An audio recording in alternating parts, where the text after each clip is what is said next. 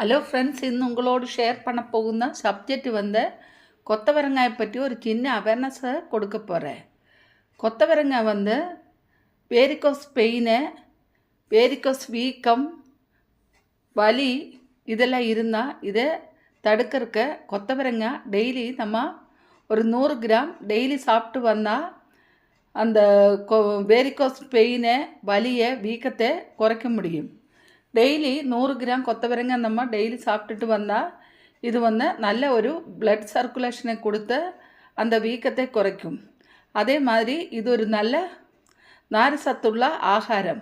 Daily நம்ம சாப்பிட்டு வருந்ததுனால நம்ம உடம்புக்கு தேவையான நார் சத்து கிடைக்கும்.